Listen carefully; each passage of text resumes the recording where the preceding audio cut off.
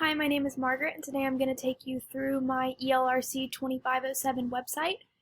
My website was Communication Tools for College Journalists. I just wanted to give students my age just some more tools to become better communicators and give them more skills that can help them throughout their education and then lead on to their career and help them have great storytelling in journalism.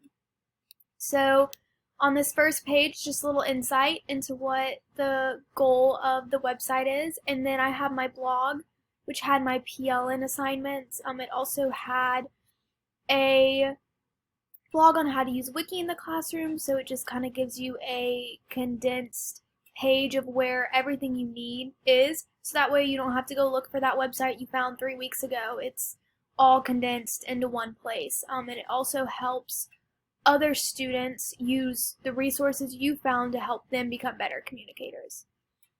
I also had a blog on copyright and fair use, which I think is really important in journalism because you need to know if things you're citing or things you're using in your storytelling you're allowed to use.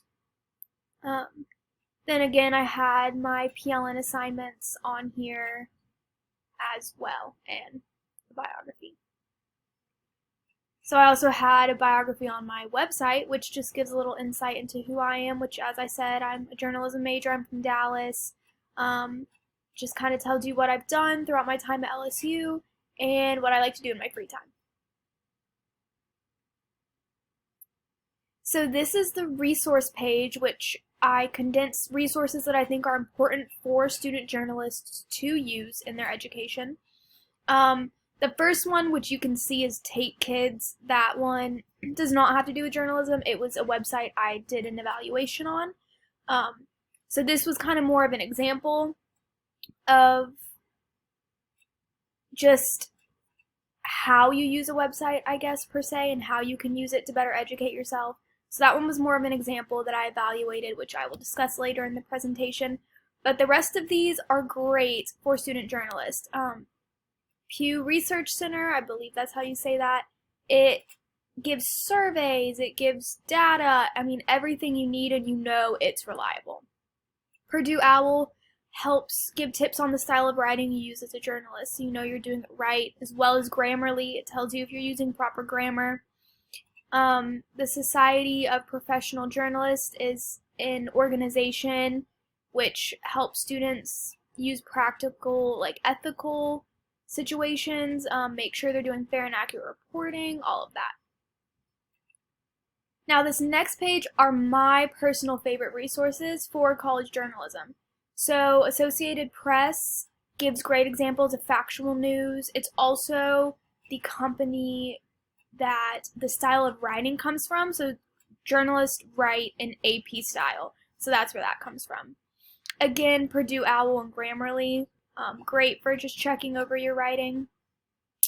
I had a few additional ones as well as some video resources that I really like. So TED Ed, like TED Talks, just has a lot of videos on media and journalism.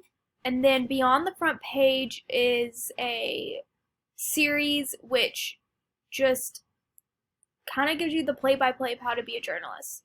You start with finding a story, finding resources, finding your data, doing the interview, and then telling the story. So next are my tech projects. So the first one we did in class was our favorite places around LSU's campus. We only had a few minutes to go find our favorite places and just give examples of why they are. So I did, like the library, the quad, lots of places in the quad, the Memorial Tower, some of my favorite buildings where I've had some favorite classes, the journalism building, I'm a journalism major, so just all that. And then this next slideshow was learning track for student journalists, so it kind of gives you a play-by-play of how to become a student journalist.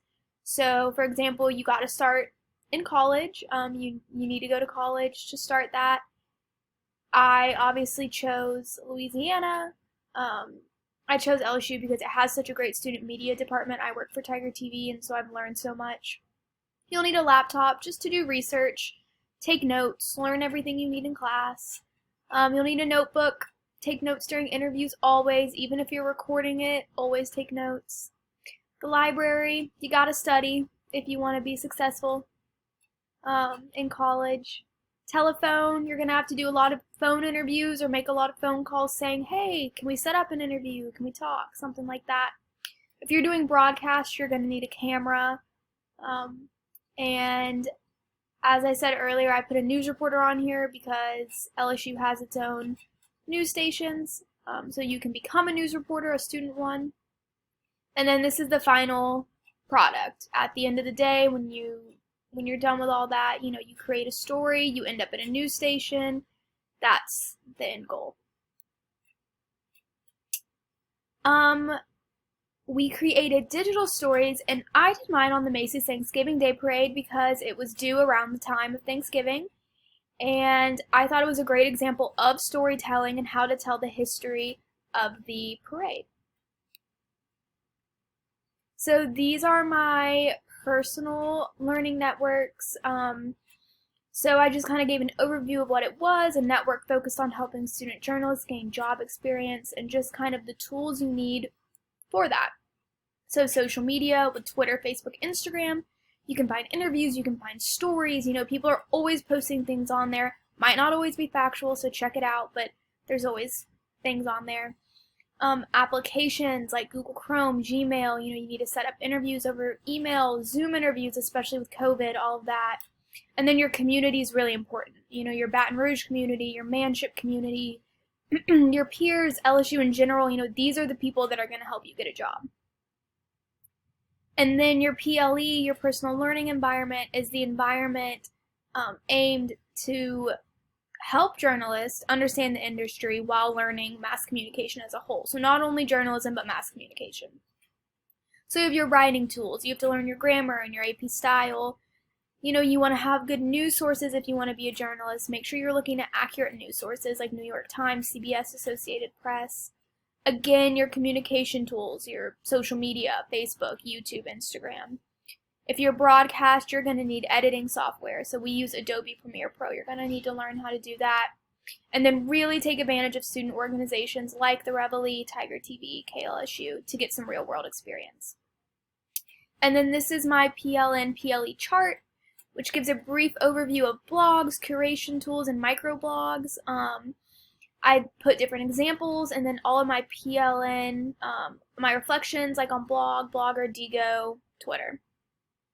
We looked at a specific Twitter page. This semester I did Alice Keeler. She's an educational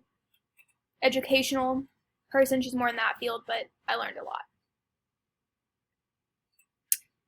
This was the mobile app that I did a slideshow on called Popplet, and it is a great organizational tool. Basically, you can make mind maps, kind of get your stories in order, get anything in order that, just get all your ideas out onto a page so you're ready to go when you need to tell a story.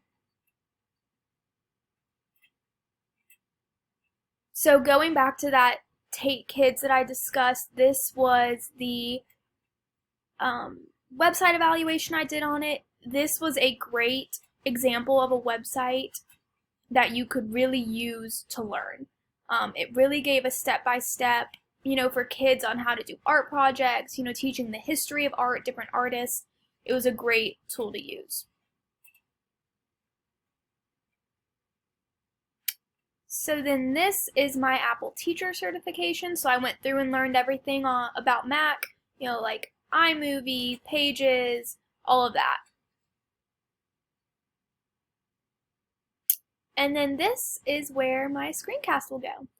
So that was my website. I hope you learned a lot, and I hope you got some insight into how to become a better communicator. Thank you.